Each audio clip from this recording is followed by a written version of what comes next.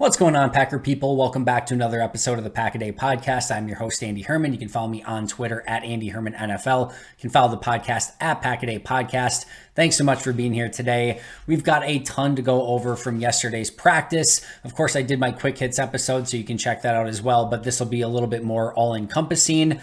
We had news, notes, transactions, everything, so let's jump into it right away. First of all, new at practice, we did see Elijah Hamilton. He wore number 19. He is going to be playing corner. I know there was some thoughts of maybe, he would be with the safety group, but he was in fact with the cornerback. So that was their newest addition on Tuesday.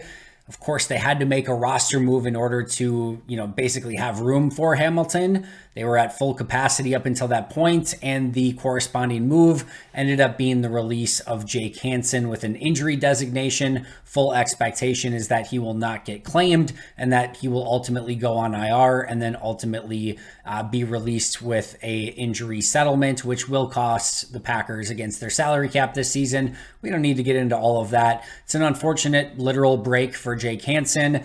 Had the shin injury. If you watch it, it's interesting. If you watch the replay in the all-22, the guy comes across and kind of gets blocked, and he kind of gets whipped right against his shin, and it didn't look like it looked like it hurt a lot, no question at all. But I certainly didn't expect it to be anything massively serious. But unfortunately, that's just kind of the way that it's gone for Jake Hansen. Remember, just a year ago, Hansen was the starter at right guard in week 1. Things didn't exactly go according to plan, ended up more in a backup role. I don't think, and this is not to add insult to injury for Jake Hansen, I don't think he was going to make the 53. I don't know that he was actually even going to make the practice squad. So I don't think that this changes much. I did see people, having some conjecture of like, oh man, like they don't have any centers now. What are they going to do? They have plenty of centers, right? Josh Myers is currently the starting center. Zach Tom is going to be your number 1A backup center. Elton Jenkins is a very good center. That's where he played at college as well. You can move him there anytime that you want. They've cross-trained John Runyon Jr. at center. They've cross-trained Sean Ryan at center. So they may not have anyone that's likely to make the 53 with a C next to their name on the roster. They have plenty of depth at center overall. It's just going to, sort of rob Peter to pay Paul and steal from some other positions in order to make it happen. That's not the end of the world, especially with the tackle depth that they potentially have with David Bakhtiari and Zach Tom and Yosh Nijman, Rasheed Walker, Caleb Jones. They can move Zach Tom off of one of those positions and move him inside if things get to that point. So I don't know that this changes the calculus all that much with Jake Hansen no longer being on the roster, but I certainly wish him best of luck. Former 6th-round pick. You wanted to see him succeed. It just ultimately didn't happen in Green Bay. I do expect this to ultimately be the end of the Jake Hansen era in Green Bay. I don't think he's going to be back in any capacity with this team in the future. All right, meanwhile, you did have 3 players that did return from injury. That included corner Corey Ballantyne, who had a stinger from the preseason game a couple weeks ago. Enos Gaines also returned, and then Caleb Jones as well. And you talk about 3 players who really needed to get back. All 3 of these players very much on the roster bubble, right? Maybe some more than less, but Corey Ballantyne, listen, if right now with Eric Stokes out, you've got 4 corners that are going to make the team in Jair, in Rasul, Keyshawn Nixon, and then Carrington Valentine. After that 5th corner spot, totally up for grabs, completely up for grabs. And special teams could be a huge part of that. You know who's really good at special teams? Corey Ballantyne. So he needed to get back, though, to get his name back in that conversation. We'll see what he can do this week, both on defense and in special teams. Enos Gaines, same thing, right? We just talked about the depth at corner. Well, Shamar Jean-Charles has not exactly gone according to plan since he's been drafted in Green Bay. That backup slot position, following Keyshawn Nixon, that is totally up for grabs. Guess who was in the number 2s in the slot?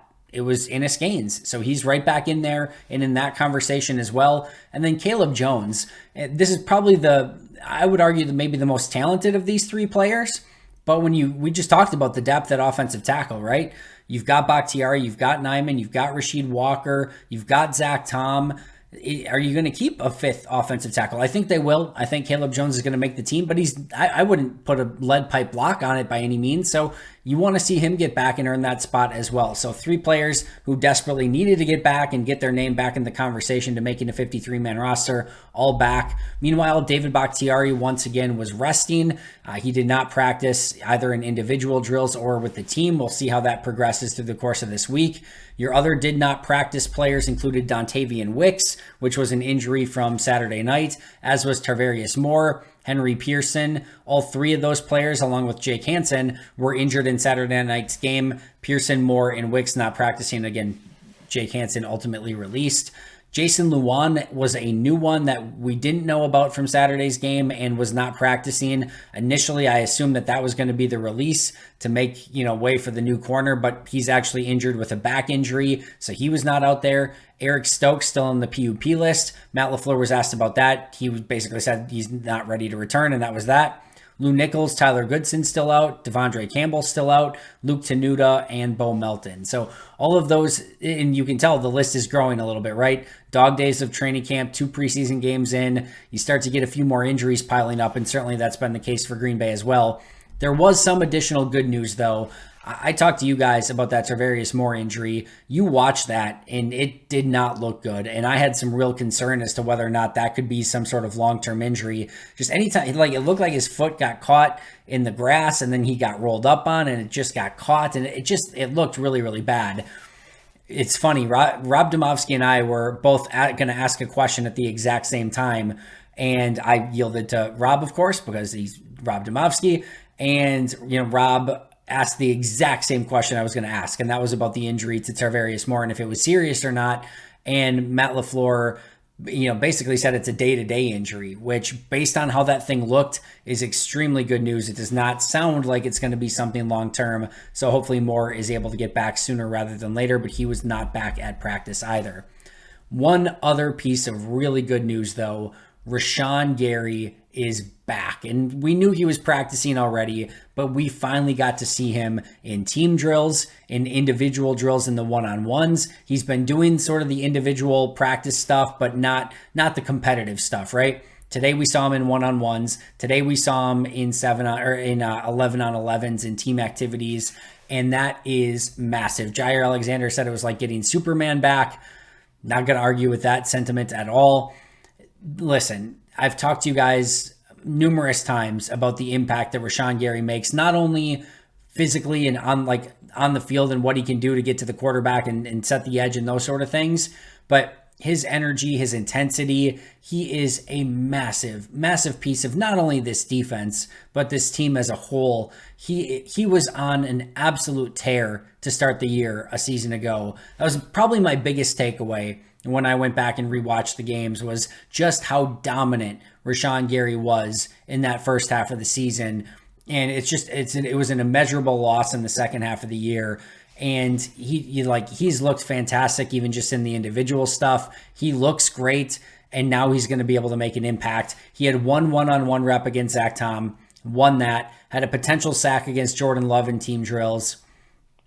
Not only did he play well, and not only is he back doing team, but you got to think that this gives him a real legitimate chance to be ready for week 1 against Chicago. And as I've said before, if he's even remotely ready, you are going to have to cage him to make him not available for week 1. You're going to have him somehow miss the plane. And even then, he would probably run to Chicago overnight and still play 60 snaps the next day if it were up to him.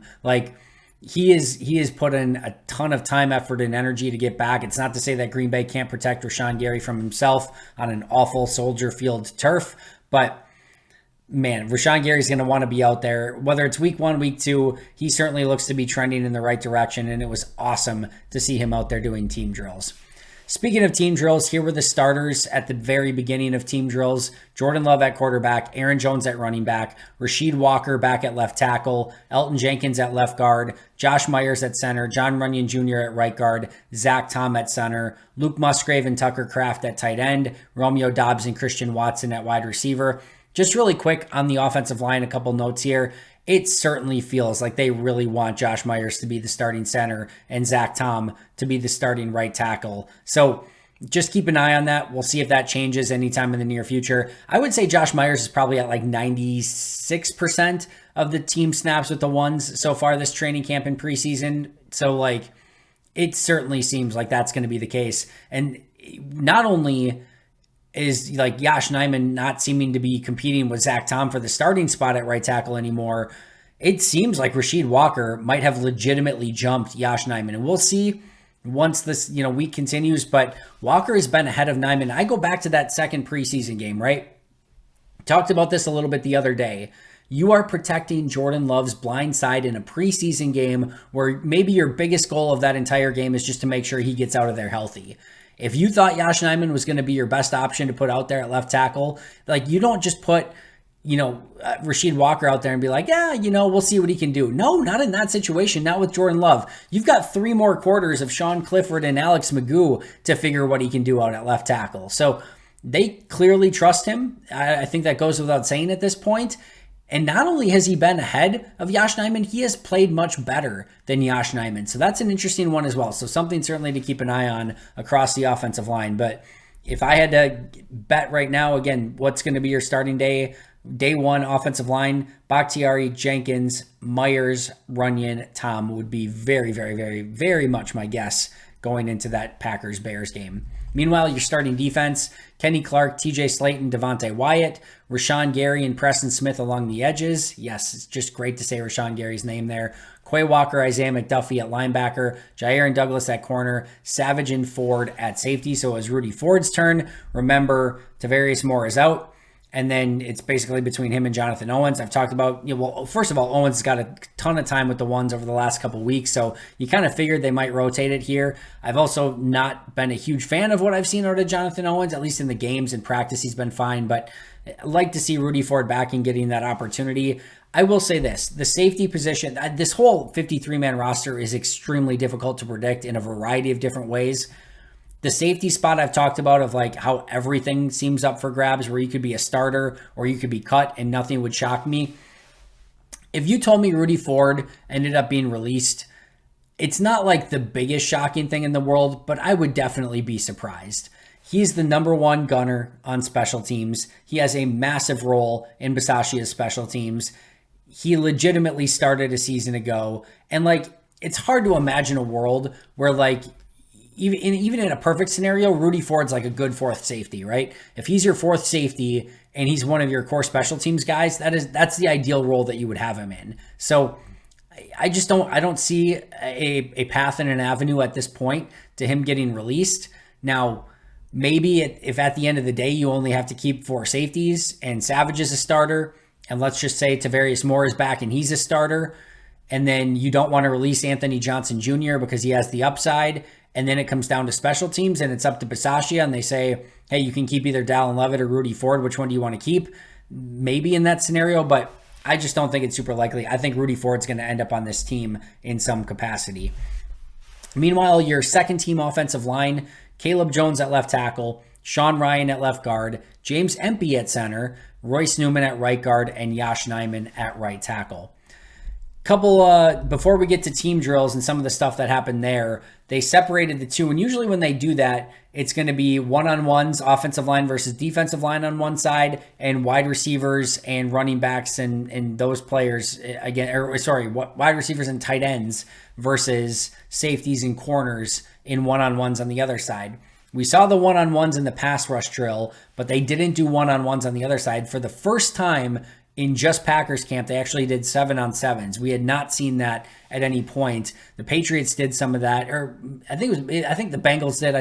I know the Bengals did. I don't think the Patriots did. I know the Bengals did, but interesting to see Green Bay implement some 7-on-7s. But long story short, I watched the 7-on-7s. Honestly, it was mostly nondescript. You didn't miss a whole heck of a lot there, but Matt Schneidman of The Athletic caught at least a huge chunk of the one-on-ones, if not all of them. Here were his notes. Again, check Matt's work out over at The Athletic. He does phenomenal work. Easily worth a subscription in and of itself. Rasheed Walker beat Justin Hollins. Elton Jenkins beat Devontae Wyatt. TJ Slayton beat Josh Myers.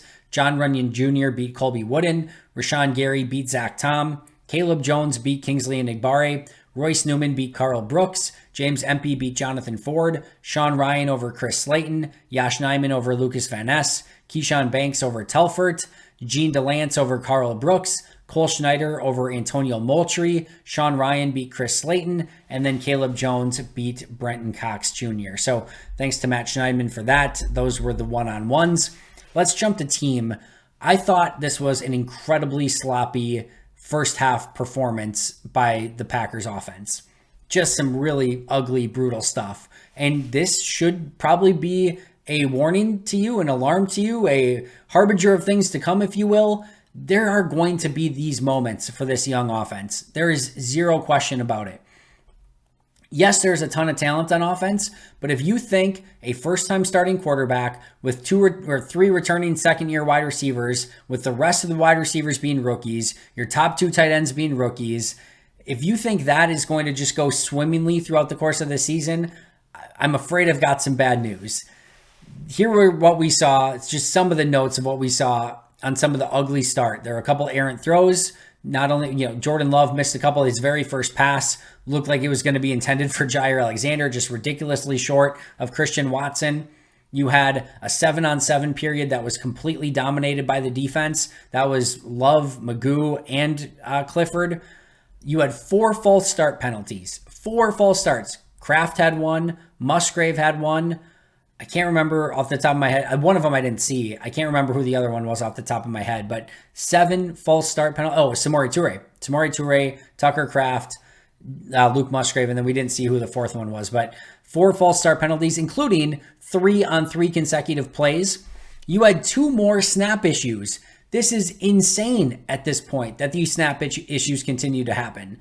You had 1 play where James Empey and Sean Clifford just botched the exchange under center, which it's crazy how much this is happening.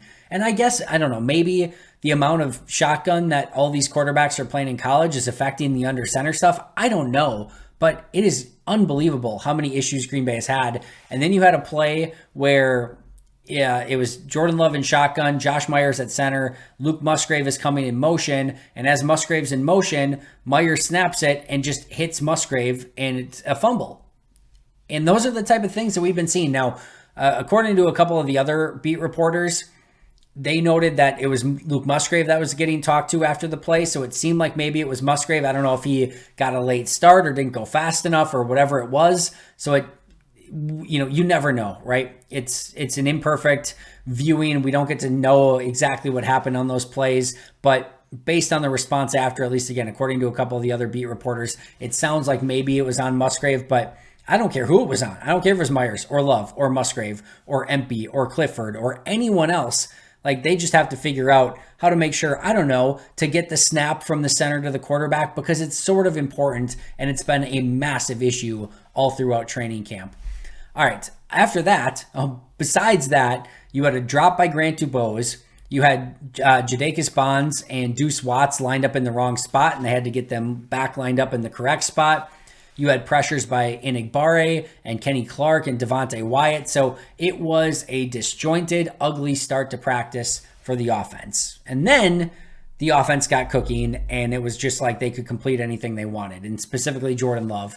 He had a deep ball off of his back foot to Jaden Reed. Now, some people did have that as a Rashan Gary sack. I thought he got it off fading away. Either way, Rashan Gary, great play to get into the backfield and maybe get a sack or at least a pressure, whatever it ended up being.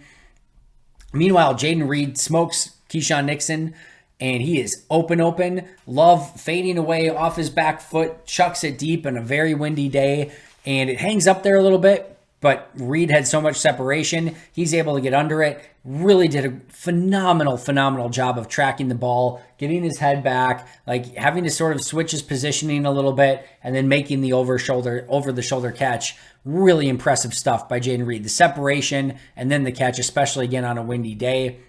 Then the situation here is it's the opposing team's 25-yard line. So the Packers are on the defense's 25-yard line. There's 17 seconds left to go. And the goal, or like at minimum, you need a field goal. You can't get stuck with no time left. And you're trying to either get in the end zone or make it an easier field goal, right?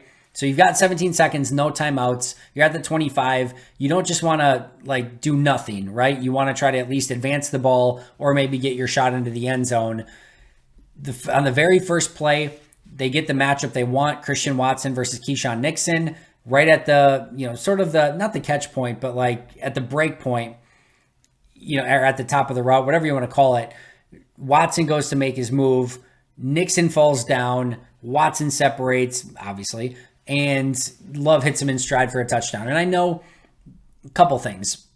Some people are like, well, it's just because Nixon fell down. No, it was like the part of the play was the physicality of Christian Watson, not overly so, not penalty-wise so, but like the physicality at the point of attack from Christian Watson. And it was also Jordan Love making the read sort of pre-snap and knowing where he wanted to go with the ball based on the matchup. So really nice play from Love to Watson there. You had a deep crosser from Love to Reed that was perfectly thrown. You had Watson over the middle for a big pickup. You had Toure over the middle for a big pickup. You had a really nice drop sidearm by Jordan Love to get it to Romeo Doubs. It wasn't a huge pickup, but really great vision and really great job knowing what arm angle he needed to get that pass completed. He had a nice crosser to Romeo Doubs, a little bit high, but Doubs did a great job of going up and getting that and really continuing in stride somehow as well. That was impressive. You had an 80-yard middle screen from Jordan Love to Aaron Jones that was just picture perfect teaching tape stuff by the offense. Invite the defensive line in. Everyone overcommits. You got the entire offensive line leading out front. Aaron Jones is coming out of middle screen. Love hits him in stride. Everyone is in man coverage on the outside and going with their, like, on the corner route and out routes. And you've just got the middle of the field opened up. There's a safety there that Aaron Jones is able to outrun.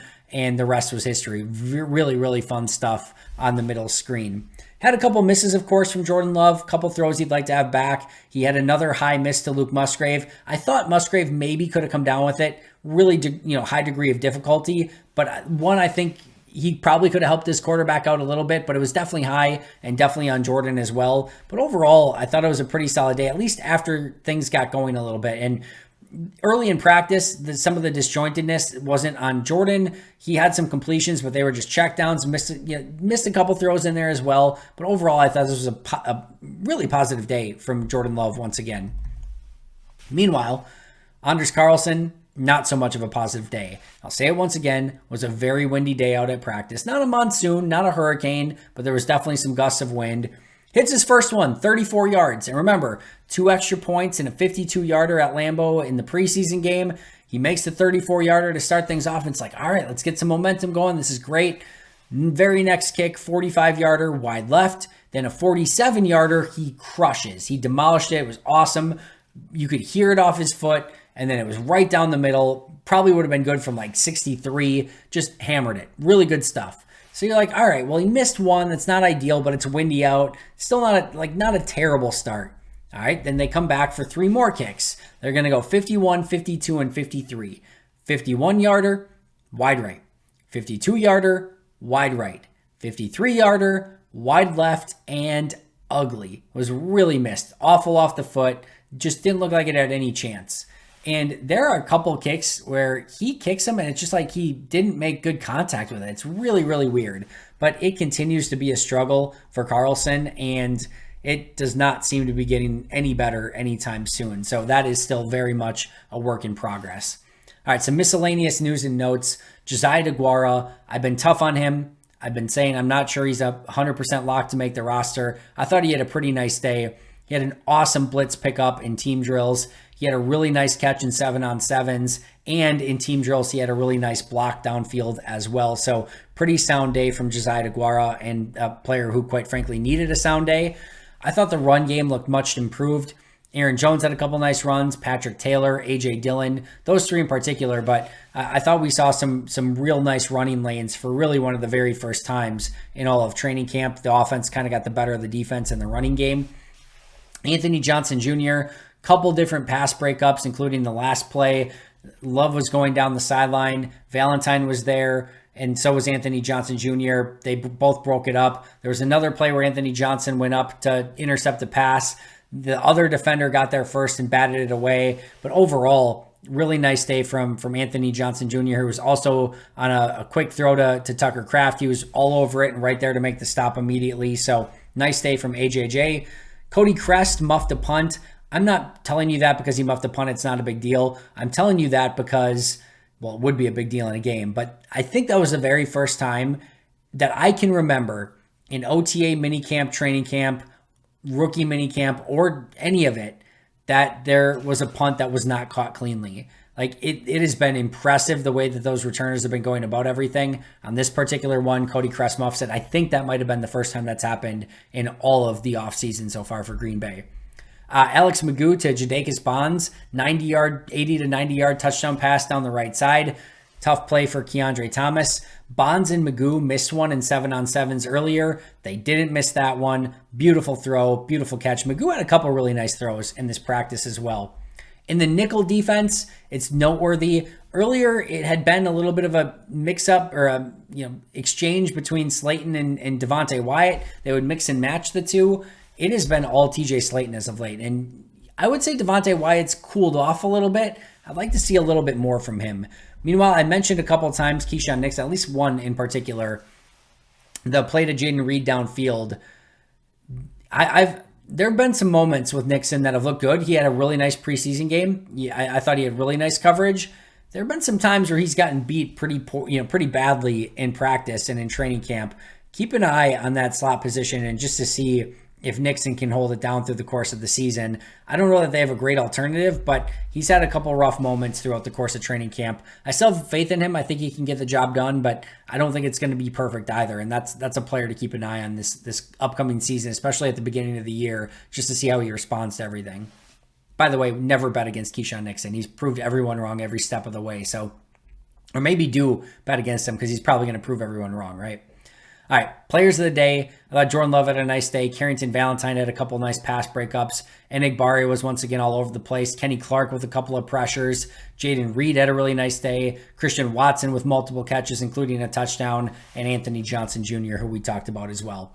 Last note, practice has moved to 11 o'clock a.m. It was originally noon, then to 11:15, and now to 11. They're trying to move things up because it is going to be hot, probably over 100 degrees in Green Bay on Wednesday for the very last training camp practice of 2023.